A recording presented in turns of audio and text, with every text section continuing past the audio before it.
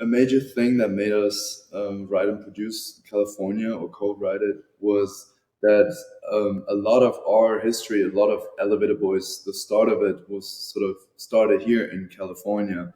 When we started off, I think after a few months, we came to LA to this sort of Champions League of entertainment here and met so many people that welcomed us with open arms, which we were really excited about and made a lot of friends. And actually, when we're releasing the song here, we're throwing a big barbecue, which has become a thing for us to invite everyone over and yeah, celebrate that friendship that we found here in California. So I would say California is definitely part of Elevator Boys' roots. And since we haven't released in a while, we thought we'll do something that feels personal, that has story background for us, and yeah, leads to the roots of where it partially all began. California has created some amazing memories for you guys, I'm sure, in such a short time. Are there any sort of standout moments where it's just been like worlds away from where you guys grew up? There's many. Yeah, I think every single time when we're here, I think the biggest changing moment was just when we were in the studio here the first time, and then we're sitting in an Uber going to the Lakers game, all squeezed up in the back, and then we all decided to do music together. I would say this was the biggest change because we were all squeezed up in it, and then it was kind of like not really silent for a moment, but then it started to be like, so guys, what do we think about the music? And everyone's like, oh yeah, yeah, it was so cool. And like everyone then just like started like a, I don't know, like a firework, just like everyone, yeah, yeah, yeah, okay, that's it, yes. So I feel like this was the biggest changing moment, I would say.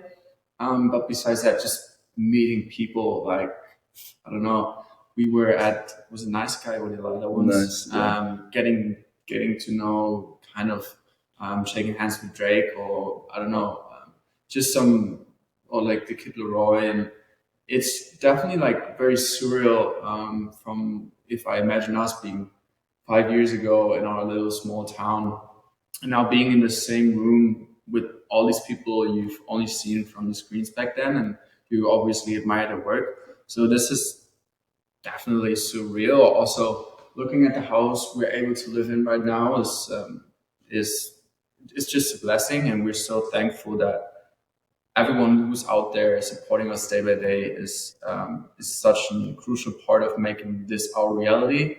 So I feel like we're just like trying to give it back to the people, and now also coming back to California.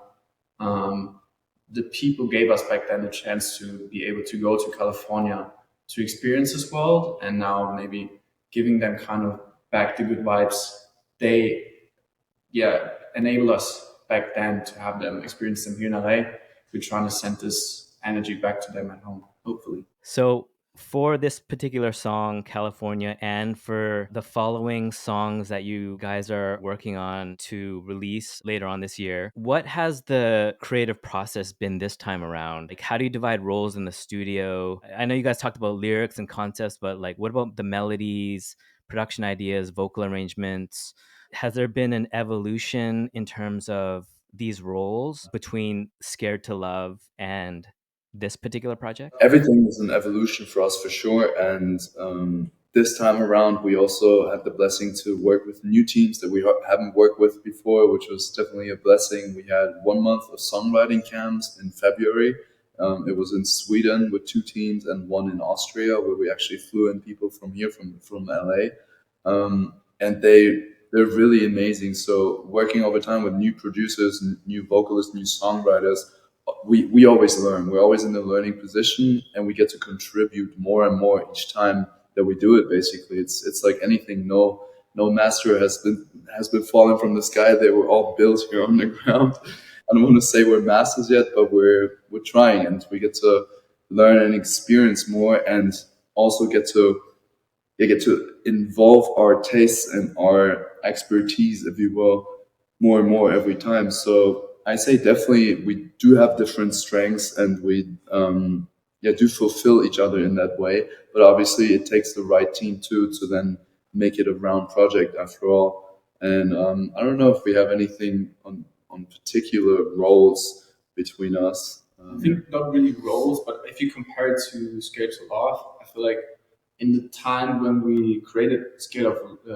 to Love, sorry, we had so many different sessions, and I feel like now for this upcoming project, we really locked in ourselves for like 4 weeks, and I think with these different teams, and we really got the chance to explore what's deep inside of us. I feel like besides that, before it was always we had a session here and there, and then we collected all of these songs, and then we just saw this red line of being scared to love. And I feel now this time we really had this time to settle down and go deeper into the sounds we want to create and also deeper into the stories we want to tell even more. And yeah, like Tim said, we have great people we can work with even before, but I feel like now also people who worked on major tracks with Justin Bieber, Troye Sivan, Usher. So Wow. really, really great people. We obviously, like Tim said, can learn from. And to give like a picture of it, how it works for us when we go to the studio, we sit there and Julian explain it for a second. Then we set a topic, and then everyone puts something to the story, kind of like a puzzle. And I feel like we get more and more bigger puzzle pieces. In the beginning, the songwriters definitely helped us more to tell the story we want to tell. But now, throughout the development, through now 100 demos, we get more chance to tell the story almost fully through ourselves, and then set the little clue points with these overly professional people we're able to work with now.